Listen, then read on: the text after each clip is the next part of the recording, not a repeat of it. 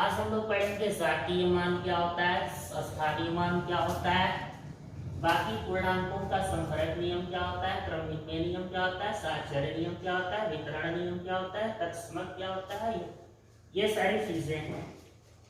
ध्यान दीजिएगा, जातीय मान अगर मान लीजिए संख्या आपके पास 45,441 है, ये संख्या का जातीय मान मतलब अगर इसमें कह दिया जाए कि एक का जातीय मान बताइए, एक का जातीय मान 1 होगा, 4 का जातीय मान 4 होगा, इस 4 का जातीय मान 4 ही होगा, इस 5 का जातीय मान 5 ही होगा और इस 4 का भी मान 4 ही होगा। अगर इसमें जातीय मान को अगर देखा जाए तो ये वैल्यू होते हैं, ये नंबर होते हैं जो स्वतः जो नंबर जैसा रहता है वैसे हम ड्रॉप कर देते हैं, लिख देते हैं। 4 की वैल्यू 4, 5 की वैल्यू 5, 6 की वैल्यू 6, यानी कि जिसका जातीय मान पूछेगा वही हो जाएगा, वही वैल्यू ओन नंबर, उसी का वो अपना नंबर जातीय मान होता है। ठीक है, अब यहाँ पर स्थानीय मान की अगर हम बात करें प्लस वैल्यू की, ये तो हमारा जातीय मान लोकल वैल्यू हो गई। स्थानीय मान की अगर बात करें प्लस वैल्यू की, तो प्लस वैल्यू का मतलब होता है प्लेस, इसमें निश्चित रूप से प्लस को अप्लाई किया जाएगा और इसमें ये लोकल वैल्यू होता है। ठीक है, लोकल वैल्यू होता है जातीय मान, तो इसमें प्लस की वैल्यू अगर देखिए तो 1 की प्लस क्या है 1, इकाई का स्थान यदि 1 है तो 1 1 जब 1 हो जाएगा। इसकी प्लस की वैल्यू अगर देखेंगे तो ये प्लस क्या है 10 है तो ये 40 हो जाएगा। इसकी प्लस की वैल्यू देखेंगे तो 100 है, ये 400 हो जाएगी।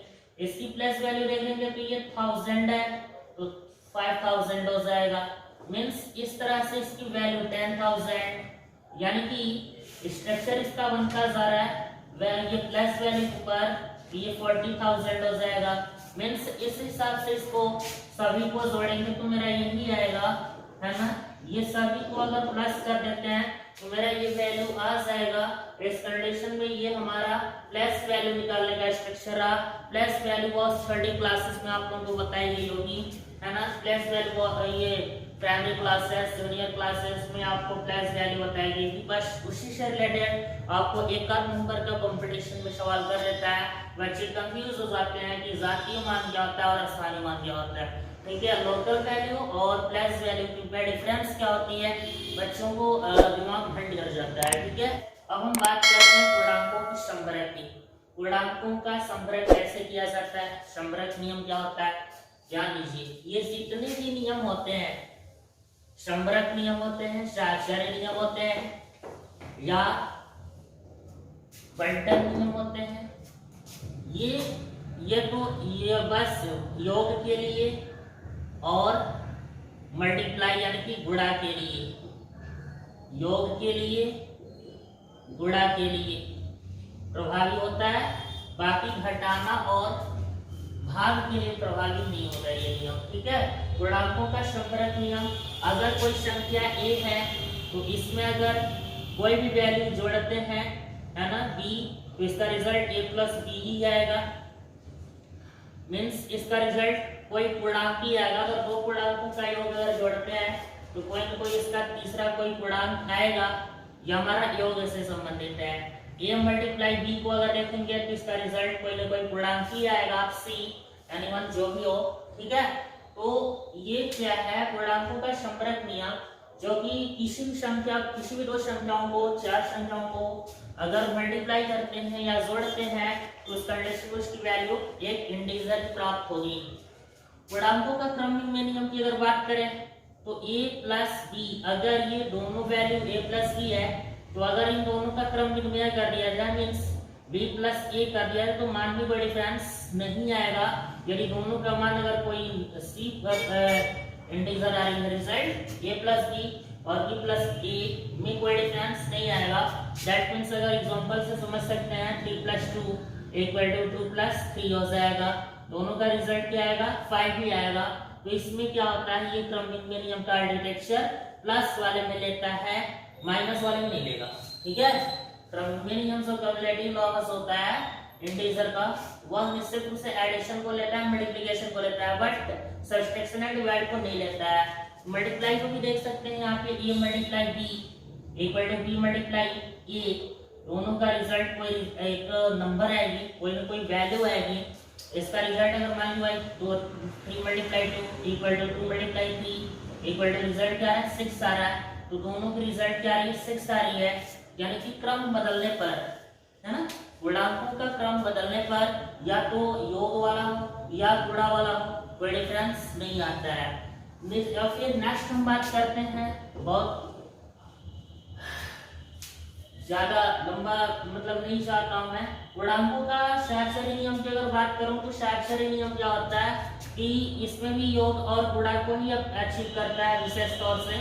यह हो जाएगा a प्लस बी प्लस सी, ठीक है, इक्वल टू होता है a प्लस बी प्लस सी। ये हमारा स्ट्रक्चर देखिएगा आप लोग, यहाँ पर a b प्लस सी, या तो पहले b प्लस सी को जोड़िए, कब a को जोड़िए, मान लो कोई अंतर नहीं आने वाले है, या पहले a प्लस बी को जोड़ लीजिए फिर बाद में c को जोड़िए, मान लो कोई डिफरेंस नहीं होने वाला है। इसी तरह से मल्टीप्लाई में भी होता है इस तरह से, कोई दिक्कत नहीं है, ठीक है। ये मल्टीप्लाई वाले में भी होता है, किसी को भी आगे पीछे कर लीजिए, नो प्रॉब्लम, ठीक है। ये स्ट्रक्चर हमारा आता है साक्षर नियम का। साक्षर नियम में कोई डिफरेंस नहीं आती है, वही योग के लिए और मल्टीप्लाई के लिए मान में कोई डिफरेंस नहीं आने वाला है। क्रम आगे पीछे हो सकता है, जोड़ने और गुणा करने का आर्किटेक्चर कुछ भी हो सकता है, ठीक है। क्रम बदले ना बदले कोई डिफरेंस होने वाला नहीं है। फिलहाल अगर हम बात करें वितरण नियम, तो वितरण नियम सभी पे लागू होता है। देखिएगा ए, यहाँ पर वितरण नियम b प्लस सी है, तो आराम से इसको क्या कर सकते हैं, a का मल्टीप्लाई वितरण, बंटन नियम जिसे कहते हैं, वितरण यानी कि एक और नाम दे सकते हैं बंटन नियम, डिस्ट्रीब्यूशन लॉ, बंटन नियम या डिस्ट्रीब्यूशन लॉ। तो a multiply b plus a multiply c, तो a का गुणा b से और a का गुणा c से, दोनों का मल्टीप्लाई करके और आपस में जोड़ देते हैं। ये हमारा क्या होता है, गुणांकों का वितरण नियम या बंटन नियम होता है, ठीक है। अब गुणांकों का तत्समक नियम को समझिए। गुणांकों का जो तत्समक नियम होता है, योग और मल्टीप्लाई के लिए होता है, ठीक है, योग और मल्टीप्लाई के लिए होता है। गुणांकों का तत्समक अगर हम देखें तो कोई नंबर a है, तो a पर अगर कोई भी वैल्यू 0 जोड़ते हैं, है ना, a पर अगर 0 जोड़ते हैं तो रिजल्ट 0 आता है। योगात्मक, ये योगात्मक तत्समक होता है, ठीक है। योगात्मक इकाई यानी कि एडिशन का स्ट्रक्चर होता है, एडिटिव लॉ होती है गुणांकों का। और इसी तरह से अगर a मल्टीप्लाई 1, एडिटिव लॉ इसका 1 होता है, इक्वल टू आ जाएगा 1, ठीक है। ये तो यहाँ पर देखिए ये मल्टीप्लिकेटिव लॉ है, यहाँ पे गुणात्मक तत्समक, यहाँ पे योगात्मक तत्समक अगर देखा जाए तो इसका 0 होता है, और इसका गुणात्मक तत्समक अगर देखा जाए तो 1 होता है। ध्यान दीजिएगा कि कभी भी किसी भी संख्या में योग से संबंधित है और उसमें अगर 0 वैल्यू जोड़ी जाती है तो इसके मान में कोई परिवर्तन नहीं होता है, यह तत्समक का लॉ होता है। अगर मल्टीप्लाई वाले सिस्टम है तो मल्टीप्लाई वाले में क्या होता है कि अगर 1 से मल्टीप्लाई कर देते हैं तो उसमें मान में कोई डिफरेंस पता नहीं होता है, मींस मान में कोई चेंजिंग नहीं आती है। इसीलिए a का एडिटिव जो है लॉ वो हमारा 0 हो जाता है, और a का जो मल्टीप्लिकेटिव लॉ होता है वह 1 हो जाता है। इस कंडीशन में गुणांकों का तत्समक में अगर योग में देखा जाए तो 0 और मल्टीप्लाई में देखा जाए तो 1, ये होता है योगात्मक का तत्समक। अब हम प्रतिलोम की बात करते हैं। प्रतिलोम में अगर हम बात करें तो प्रतिलोम योगात्मक जो होता है, अगर प्लस a है तो उसका प्रतिलोम योगात्मक जो होगा माइनस a हो जाएगा, मींस अगर प्लस 4 है तो इसका रिजल्ट -4 होगा, ठीक है। इस तरीके से अगर -5 है तो इसका रिजल्ट 5 होगा, यानी कि धनात्मक को ऋणात्मक में और ऋणात्मक को धनात्मक में चेंज कर दिया जाता है तो हमारा बन जाता है प्रतिलोम योगात्मक। समझ पा रहे हैं, ये प्रतिलोम योगात्मक हो जाती है, यानी कि एडिटिव इनवर्स हो जाता है। इसमें अगर कोई प्लस है तो माइनस, माइनस है तो प्लस में चेंज कर देना, हमारा एडिटिव इनवर्स हो जाता है। बाकी जो मल्टीप्लिकेटिव इनवर्स की अगर हम बात करें तो इसमें क्या होता है कि गुणा भाग में और भाग गुणा में चेंज हो जाता है, ठीक है।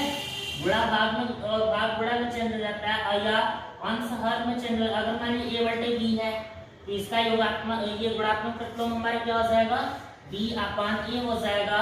जो अंश है, अंश इसमें क्या है a, हर क्या है b, इसमें हर अंश क्या हो गया b का, b जो हर था इसमें अंश हो गया और इसमें जो अंश था वो हर हो गया। यानी ऑटोमेटिक हम विक्रम कर देते हैं, ठीक है। यानी कि एडिटिव लॉ में सॉरी मल्टीप्लिकेटिव लॉ में क्या करते हैं, उसको एक बटे कुछ कर लेते हैं उसका पूरा फाइनल। अगर ये हमारा a बटे b है तो इसका अंश और हर में चेंज कर लेंगे, अर्थात अगर मान लीजिए 3 बटे 4 है तो ये हो जाएगा 4 बटे 3, है ना। माइनस अगर 3 बटे 4 है तो ये माइनस 4 बटे 3 हो जाएगा। मीन्स प्लस माइनस को ये नहीं लेता है, प्रतिलोम योगात्मक गुणात्मक में प्लस माइनस को नहीं लेता है। जो प्लस है तो प्लस में, माइनस है तो माइनस में, बस चेंज होता है अंश को हर में और हर को अंश में चेंज कर देते हैं, जो हमारे गुणात्मक प्रतिलोम होता है। एक चीज और हम समझेंगे इसमें, निरपेक्ष मान क्या होता है, ठीक है। निरपेक्ष मान यहाँ पर देखिए एब्सोल्यूट वैल्यू को अगर निकालना है किसी भी नंबर का, बहुत ही आसान तरीका है निरपेक्ष मान को समझना। निरपेक्ष मान यानी कि जाति मान और स्थानीय मान को मैंने समझाया, शुरू में ही समझाया। ये निरपेक्ष मान की अगर वैल्यू प्राप्त करें, ये होता है हमारा एब्सोल्यूट वैल्यू।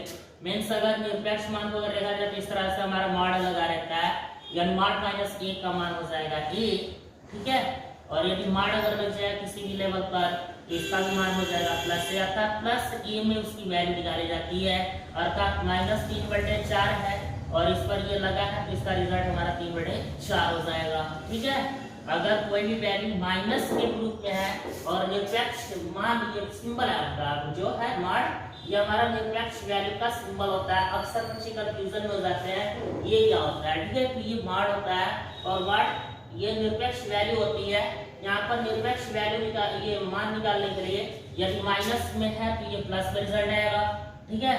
प्लस 3 बटे 4 है और ये भी इसका भी रिजल्ट हमारा 3 बटे 4 ही आएगा, क्योंकि जो निरपेक्ष वैल्यू निकाली जाती है वो पॉजिटिव में ही निकाला जाता है। इसका जो भी वैल्यू निकल करके आती है वो पॉजिटिव लेवल पे आती है। समझ पा रहे हैं आप लोग? ओके, अभी तक तो निरपेक्ष मान की चर्चा कर रहे थे। फिलहाल अब हम बात करेंगे विभाज्यता का नियम, ठीक है। विभाज्यता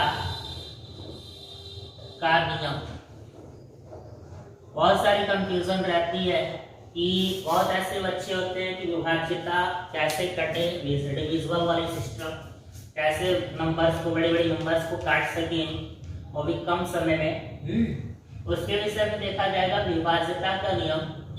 बहुत ज्यादा समय नहीं, लंबी बड़ी वीडियो हो रही है लेकिन बहुत ही ये नंबर्स की ऑपरेशन से संबंधित है। फिलहाल हम बात करेंगे 2 का विभाज्यता का नियम, 2 से विभाज्यता का नियम, 2 से विभाज्यता का नियम। फिर बात करेंगे 3 से विभाज्यता का नियम, 3 से विभाज्यता। फिर 4 से विभाज्यता, 5 से विभाज्यता, 6 से विभाज्यता, 7 से विभाज्यता, 8 से विभाज्यता, 9 से विभाज्यता और 11 से विभाज्यता का नियम। ये 2, 3, 5, 7, 9 ये 11 अगर ये नंबर देखा जाए तो ये अभाज्य संख्या है ही। लोगों को जितने भी नंबर्स होते हैं सबको काटने का पूर्णतः प्रयास करती है सब। 2 से विभाज्यता का नियम बहुत ही आसान वे में समझ लीजिए। अगर नंबर बटे 2, कोई भी संख्या अगर नंबर बटे 2, अगर इसका रिमाइंडर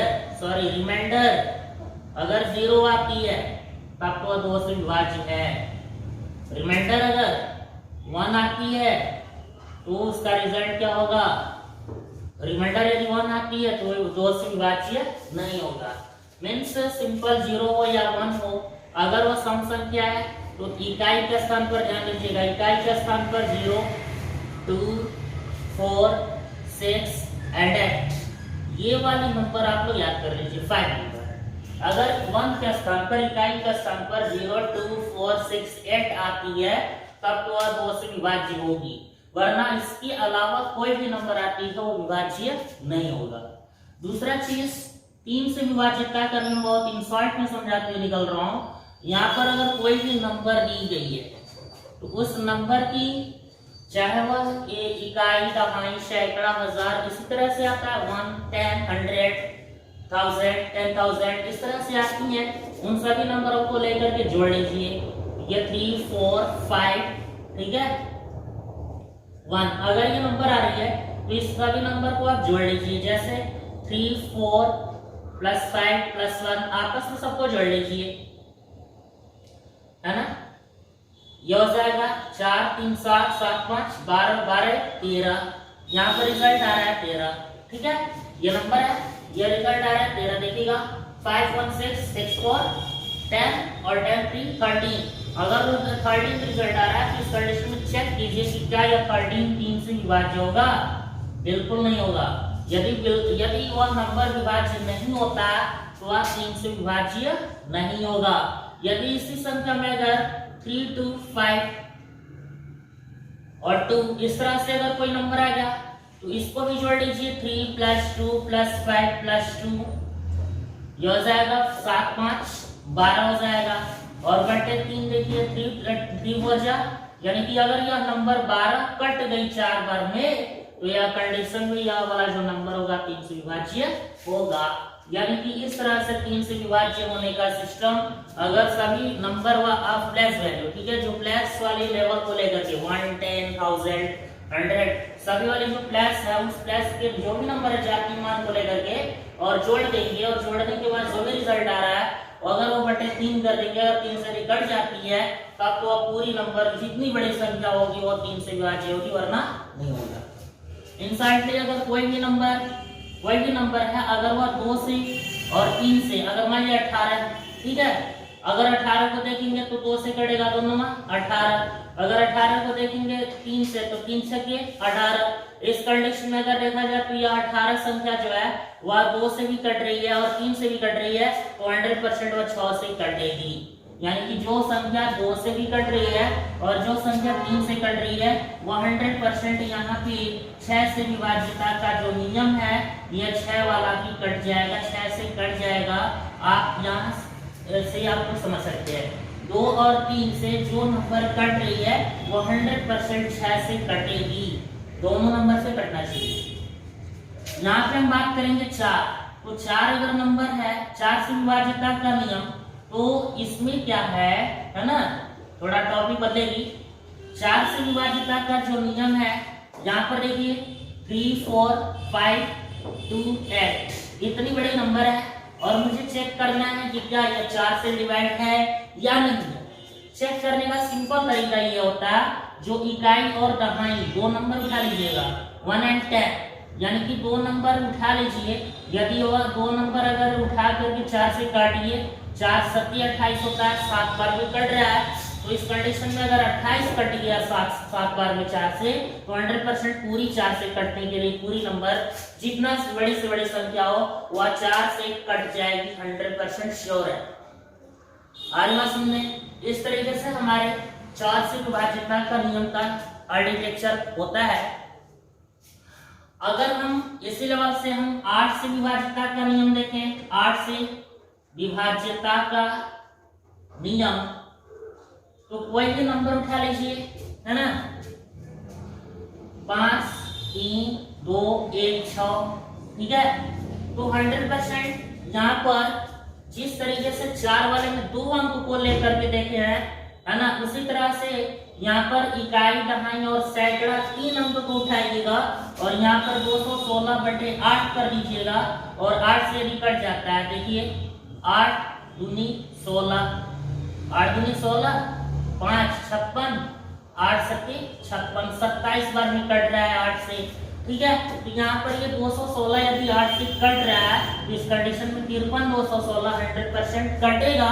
ये पूरी बड़ी से बड़ी नंबर 8 से कट जाएगी। 8 से कटने का बहुत सिंपल तरीका, जो 3 अंक लास्ट से 3 अंक उठाइए और उसे 8 से काटिए, यदि कट जाती है तब तो पूरी संख्या 8 से कटेगी। 4 से सिंपल तरीका, यदि इकाई और दहाई अंकों को मिलाइए और 4 से काटिए, रिजल्ट आपका जो कट जाता है वो 4 से कट जाएगी।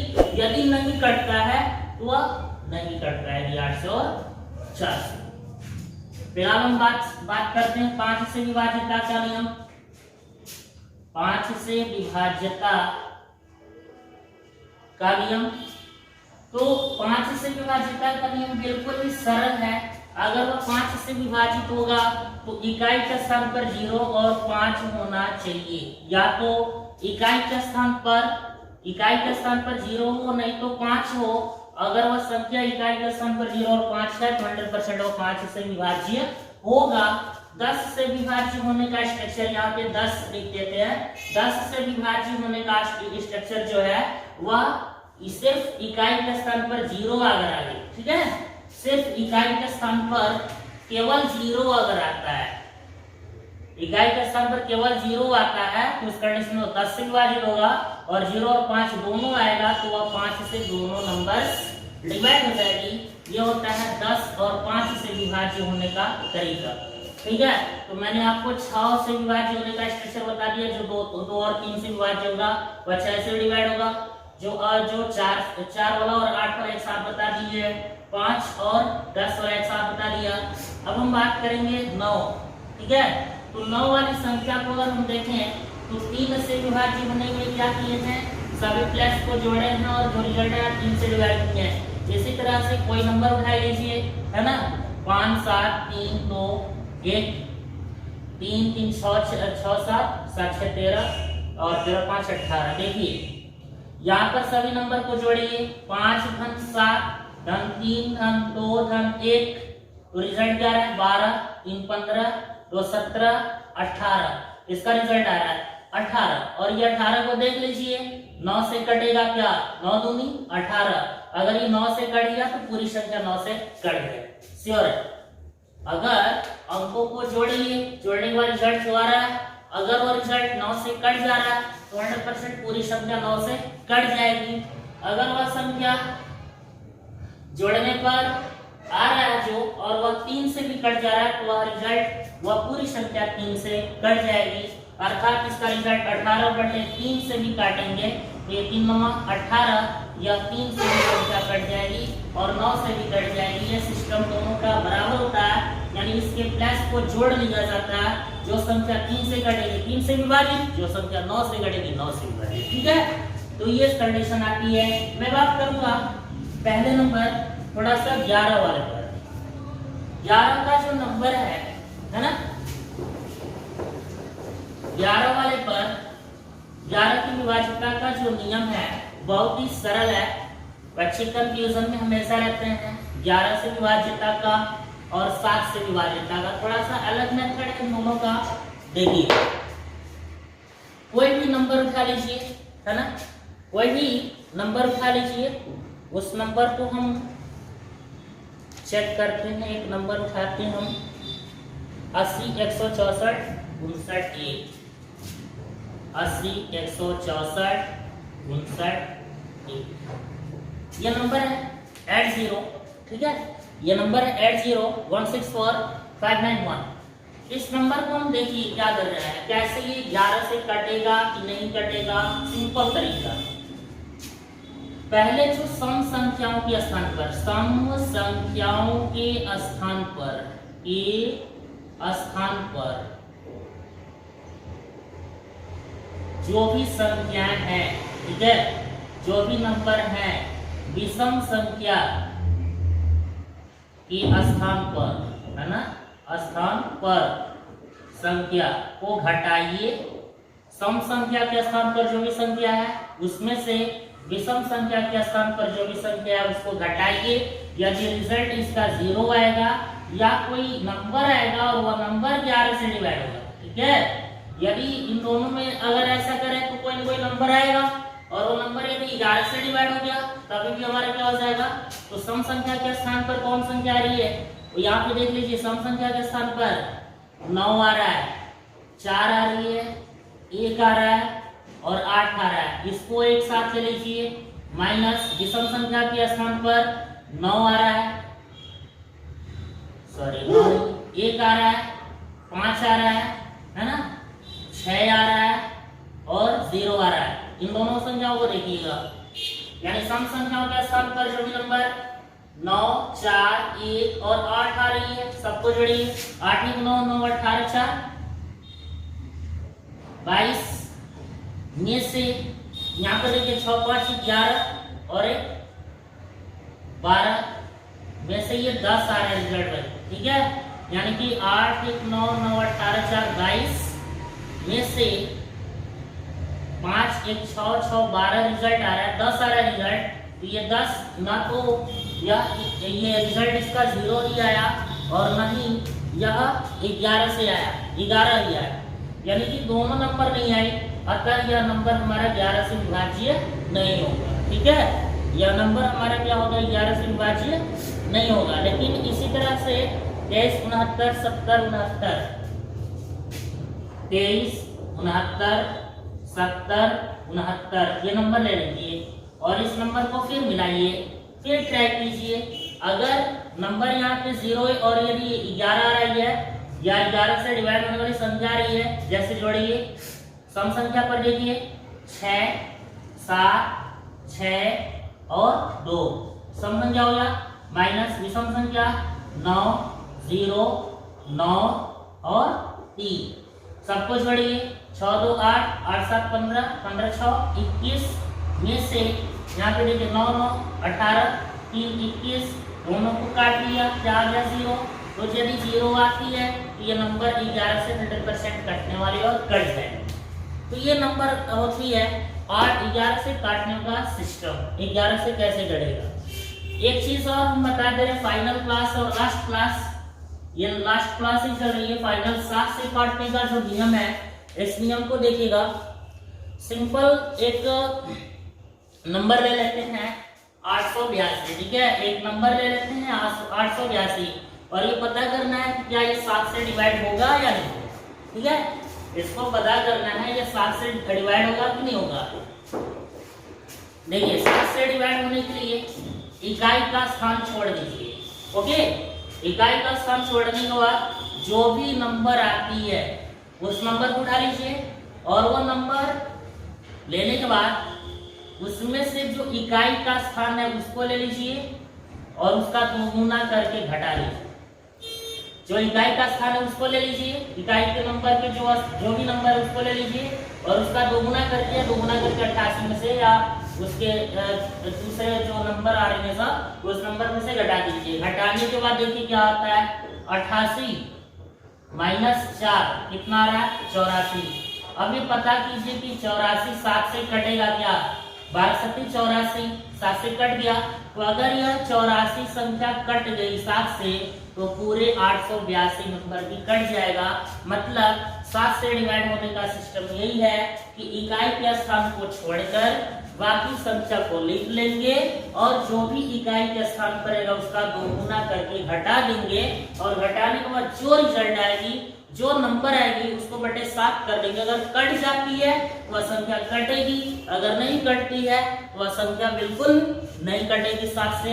यही होता है मेथड। ये विभाज्यता का नियम हमारे समझाने में टाइम तो लगा, है ना। विभाज्यता का नियम 1 2 नंबर तो थे नहीं, 10 12 नंबर थे। तो इस नंबर को समझाने का मेन सिस्टम ये है कि आपको विभाज्यता का नियम परफेक्ट आना चाहिए, क्योंकि जब मैं नेक्स्ट क्लास बनाऊंगा तो उस कंडीशन में जब भी नेक्स्ट क्लास लगती है तो उस कंडीशन में ऑपरेशन की छेड़फाड़ करनी होती है, फाइनल ऑपरेशन करना होता है, काटना पीटना, बहुत सॉल्व करना, बहुत बड़ी बड़ी नंबर आप लोगों को दी जाएगी और उसको सॉल्व तरीके में बहुत कम समय में आपको सॉल्व करने हैं, है ना। कॉम्पिटिटिव लेवल पर बहुत बड़े बड़े नंबर्स दी जाती हैं, काटना पड़ जाता है और आप जब नहीं नियम याद रहता है तो डायरेक्ट एक एक करके काटते हो, टाइम लगता है। नियम अगर याद है तो फटाफट नियम को सर्च कर लेते हो दिमाग में और बहुत कम समय में ही हम उस सवाल को ऑपरेशन करके और रख देते हैं, फाइनल करके रख देते हैं। हमें एक एक सेकंड की कीमत होती है कंपटीशन वाले एग्जाम्स में।